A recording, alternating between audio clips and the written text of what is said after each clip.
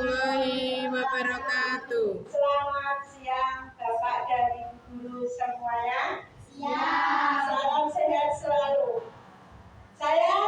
Perkenalkan saya Eka Isnamiati, TGP Angkatan 9 Kabupaten Pati. Saya mendapatkan tugas untuk menyampaikan hasil dari pembelajaran di modul 1.4. Sebelumnya, marilah kita dulu ya. Lihat dulu.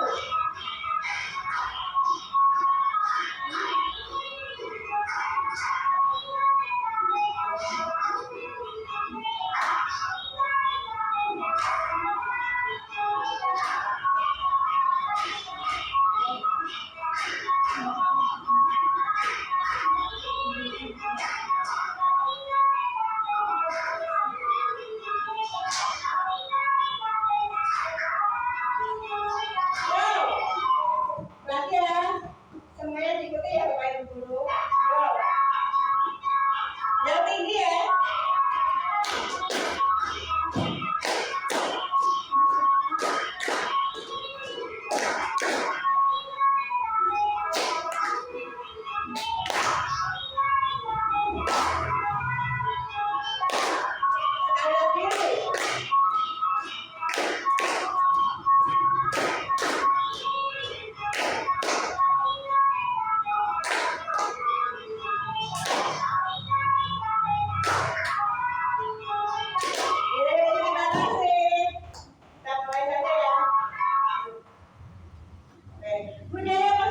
Budaya positif di sekolah yaitu nilai-nilai dan kebiasaan-kebiasaan di sekolah yang berpihak pada murid agar mereka dapat berkembang menjadi pribadi yang kritis, terhormat, dan bertanggung jawab. Konsep budaya positif. Di sini ada konsep budaya positif: satu, perubahan paradigma belajar; yang kedua, disiplin positif dan nilai-nilai kebajikan; memotivasi perilaku manusia; kebutuhan dasar, keyakinan kelas; restitusi, ada 5 posisi kontrol dan segitiga restitusi.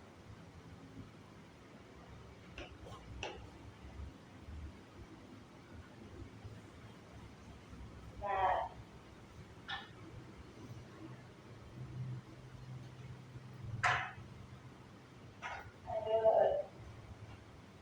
perubahan paradigma belajar. Apa sih paradigma belajar itu? Dalam membangun budaya positif, sekolah dapat menyediakan lingkungan yang positif, aman, dan nyaman agar siswa mampu berpikir, bertindak, dan menciptakan dengan merdeka, mandiri, dan bertanggung jawab.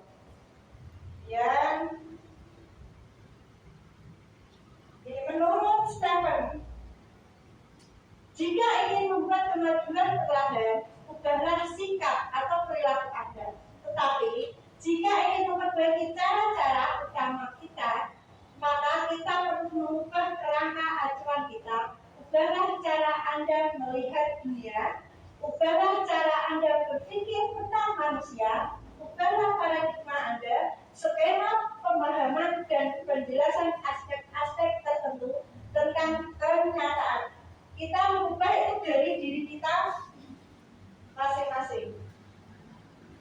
Lanjut, ini stimulus respon lawan untuk dari kontra paradigma tentang dunia. Stimulus dan respon tentang dunia. Ada realitas atau kebutuhan kita semua. Semua orang melihat hal yang sama. Kita mencoba mengubah orang agar berpandangan sama dengan kita. Perilaku buruk dilihat sebagai suatu kesalahan. Orang lain bisa mengontrol saya bisa mengontrol orang lain.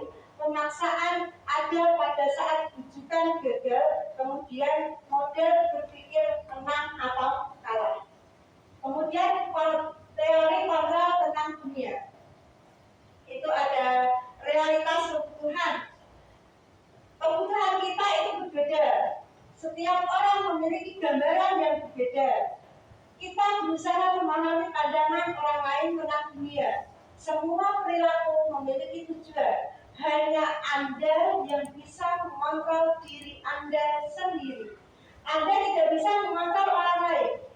Kolaborasi dan konsensus menciptakan pilihan-pilihan baru dan model berpikir menang-menang. Ini disiplin positif. Menurut Bapak Ki Hajar Dewantara menyatakan bahwa untuk menciptakan siswa yang merdeka, maka syarat utamanya harus mempunyai disiplin yang kuat, yaitu disiplin diri yang berasal dari motivasi internal dari dalam diri sendiri. Jika tidak mempunyai motivasi internal, maka diperlukan motivasi eksternal, motivasi dari orang lain untuk mendisiplinkan dirinya.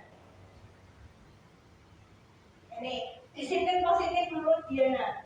Diana Rosen menyatakan bahwa kata disiplin berasal dari kata Latin disiplina yang berarti belajar. Kata disiplina juga berasal dari akar kata yang sama, yaitu disiplin atau murid atau pengikut. Diana juga menyatakan bahwa disiplin juga berkonotasi dengan disiplin diri siswa. Disiplin diri dapat membuat seseorang menjadi semua potensi dirinya untuk mencapai suatu tujuan, suatu yang dihargai dan bermakna.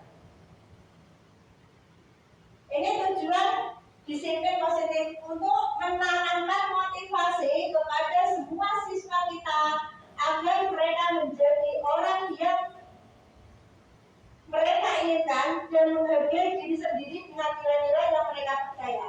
Memotivasi ini berasal dari diri siswa, internal dari dalam diri siswa sendiri, sehingga akan berdampak panjang, jangka panjang dan tidak akan berpengaruh dengan keadaan hukum maupun kajian. Tidak hanya ketika dia melakukan disiplin itu nanti akan mendapatkan hadiah. Saya tidak melaksanakan kedisiplinan, nanti saya takut saya akan melakukannya. Saya tidak mau melakukannya, nanti mendapatkan hukuman. Seperti itu. Itu tidak dan akan berdampak pada jangka panjang. Nilai-nilai kebajikan. Nilai-nilai kebajikan adalah sikap, sifat-sifat positif manusia yang merupakan tujuan mulia yang ingin dicapai setiap individu, yaitu seperti profil pelajar Pancasila, beriman, bertakwa kepada Tuhan Yang Maha Esa, benaran kritis, berkebinekaan global, bergotong royong, kreatif dan sabar. Kreatif dan inovatif. Motivasi perilaku manusia. Terdapat 3 motivasi perilaku manusia menurut Diana. 1. Untuk menghindari ketidaknyamanan ataupun hukuman. Seperti tadi, saya tidak akan melanggar aturan, nanti mendapatkan hukuman. Yang kedua, untuk mendapatkan imbalan atau penghargaan diri dari orang lain, untuk dipuji, mendapatkan hadiah, seperti itu, gitu. Terus kemudian yang ketiga, untuk mendapatkan orang yang mereka inginkan dan menghargai diri sendiri dengan nilai-nilai yang mereka percaya. Kebutuhan dasar manusia. Ini kebutuhan dasar manusia. Kebutuhan dasar manusia itu ada 5. Yang pertama, kebutuhan dasar untuk bertahan hidup. Kedua, kebutuhan cinta dan kasih sayang. Ini kebutuhan untuk diterima oleh orang lain. Yang ketiga, kebutuhan penguasaan. Itu kebutuhan untuk pengakuan atas kemampuannya, dari pujian maupun mendapatkan hadiah, seperti itu. Yang keempat, itu kebutuhan kebebasan, kebutuhan akan pilihan. Pilihan apa yang mau diambil itu merupakan kebutuhan kebebasan. Yang kelima, kebutuhan kesenangan, kebutuhan untuk merasa senang, melakukan apa yang membuat Anda senang. Tapi semua itu tidak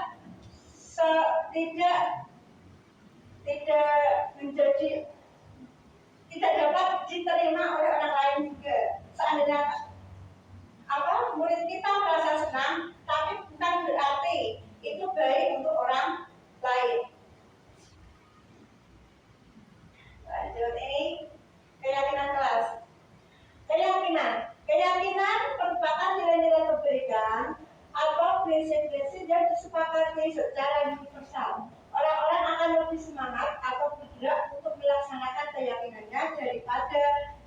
hanya mengikuti aturannya.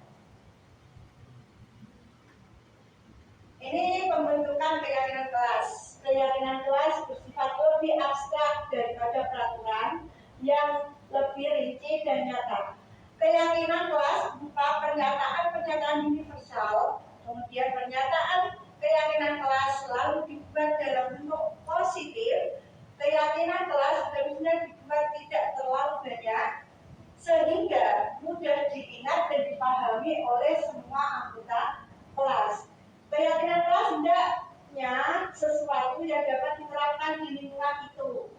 Semua anggota kelas hendaknya ikut berkontribusi dalam pembuatan keyakinan kelas atau keyakinan kelas melalui kegiatan curah pendapat, berpendapat, berdiskusi. Kemudian semua anggota kelas bersedia meninjau kembali keyakinan kelas dari waktu ke waktu. Bisa direvisi juga.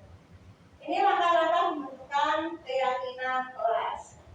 Yang pertama, memberikan kesempatan kepada semua murid untuk berpendapat tentang peraturan yang perlu disepakati di kelas.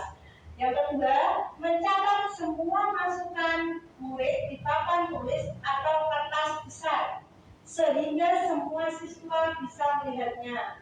Yang ketiga, menyusun keyakinan kelas sesuai prosedur pembentukan keyakinan kelas.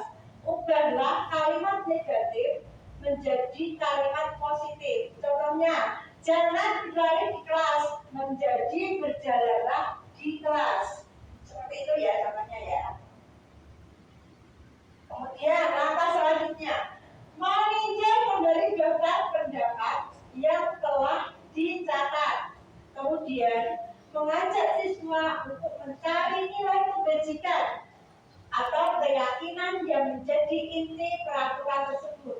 Contohnya, berjalan di kelas, mendengarkan guru, terus kemudian datang tepat waktu, kemudian bisa dijadikan keyakinan, saling menghormati, terus keyakinan, kemudian jadikan daftar untuk disepakati. Dari keyakinan itu yang tadi sudah dibuat oleh murid-murid dan sudah disepakati, nanti dijadikan daftar untuk kesepakatan.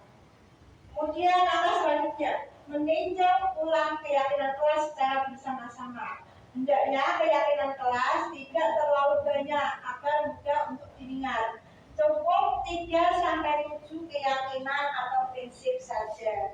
Setelah keyakinan kelas selesai dibuat, maka semua anggota kelas dapat meninjau ulang dan menyetujui dengan menandatangani, baik guru maupun siswa maupun muridnya, semua siswa yang ada di kelas. Kemudian keyakinan kelas dapat ditempel, biasanya ditempel di depan kelas maupun di sebelah-sebelah mading boleh. Itu agar mudah untuk dilihat, sehingga murid itu ingat, oh iya ya, peraturannya seperti ini. Kalau dia melanggar, dia bisa teringat kembali. Ini kegiatan pendalaman keyakinan kelas. Kegiatan pendalaman keyakinan kelas ini bisa menggunakan model Y maupun dengan T. Itu dengan hormat, ini sama ya, tergantung dengan apa yang kita gunakan, sama saja. Hormat itu kita meyakini bahwa sangat penting untuk menghormati semua orang dan barang milik orang lain, saling menghormati. Kemudian bekerja, kami meyakini bahwa sangat penting untuk mengerjakan segala pekerjaan atau mengikuti kegiatan yang telah ditugaskan. Kemudian diterima dan dimiliki. Kami meyakini bahwa sangat penting untuk merasa diterima pada suatu kelompok dan saling peduli satu dengan yang lainnya. Ini yang D itu terlihat, terdengar, dan berperilaku.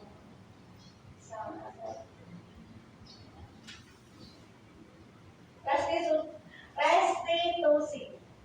Restitusi ada 5 kontrol seorang guru terhadap muridnya. Yang pertama adalah sebagai penghukum, posisi sebagai penghukum. Yang kedua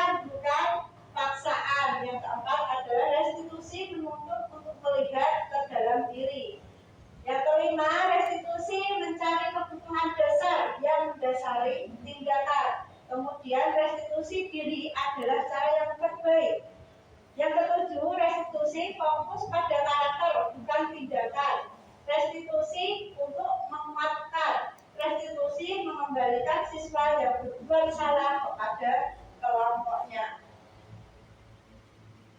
Ini segitiga restitusi. Ada menstabilkan identitas, validasi tindakan yang salah, menanyakan keyakinan.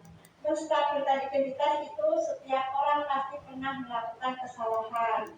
Kamu, contohnya ini ya, kamu bukan satu-satunya yang pernah melakukan ini. Kemudian validasi, ini contohnya, kamu tentu punya alasan mengapa melakukan itu. Kemudian adakah cara yang lebih efektif untuk mendapatkan apa yang kamu butuhkan? Kemudian yang menanyakan keyakinan. Keyakinan kelas apa yang telah kita sepakati? Kemudian ada menjadi kamu ingin menjadi orang yang seperti apa? Ini ya. Untuk membuat anak yang merasa gagal karena berbuat salah menjadi positif terhadap dirinya, menstabilkan identitas. Guru berkata, berbuat salah itu hal yang manusiawi. Tidak ada manusia yang sempurna. Bapak atau ibu juga pernah melakukan salah. Kita masih bisa menyelesaikan masalah-masalah ini. Ini contoh-contohnya ya, kata-katanya. Bapak atau ibu tidak tertarik untuk mencari tahu siapa yang benar, siapa yang salah. Bapak ibu lebih tertarik untuk menyelesaikan masalah.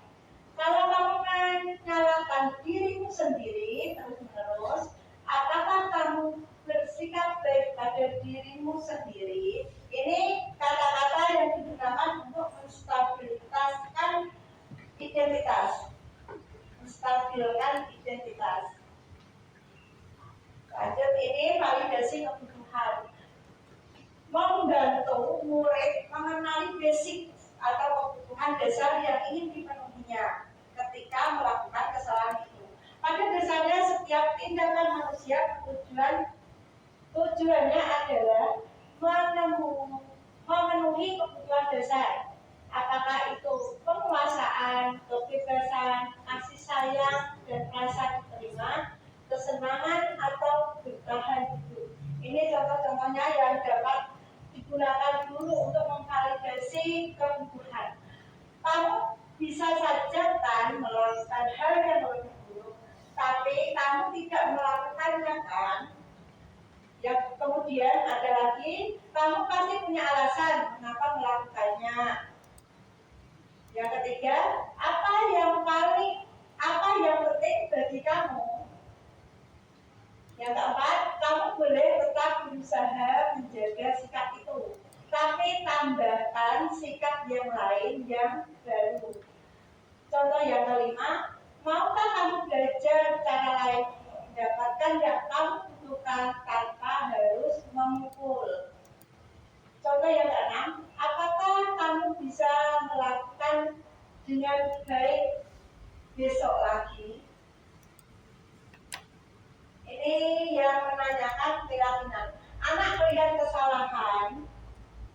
kesalahannya dihubungkan dengan norma sosial dan nilai-nilai yang mendasari manusia berinteraksi dengan orang lain. Ini kata-kata yang bisa dikatakan oleh guru untuk menanyakan keyakinan. Apa nilai yang kita percaya di kelas atau sekolah kita? Nilai-nilai universal apa yang telah kita sepakati? Kelas yang ideal itu seperti apa sih? Kamu ingin jadi anak seperti apa?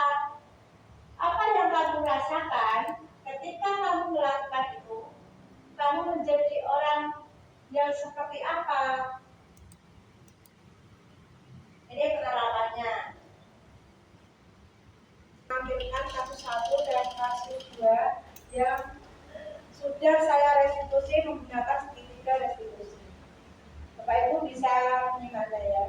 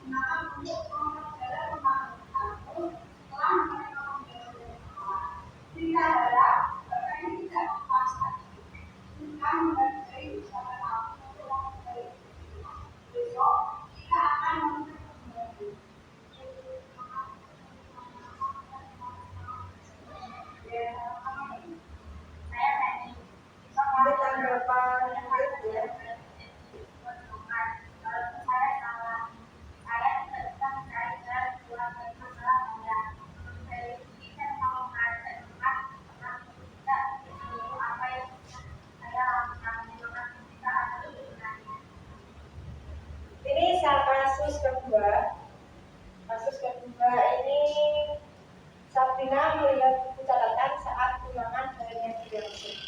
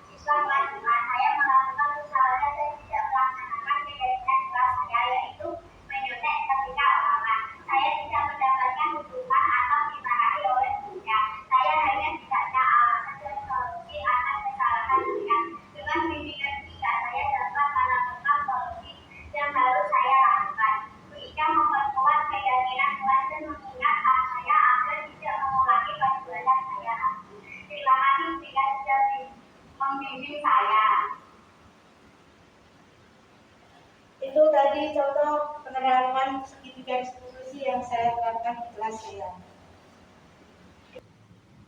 Mungkin ada pertanyaan?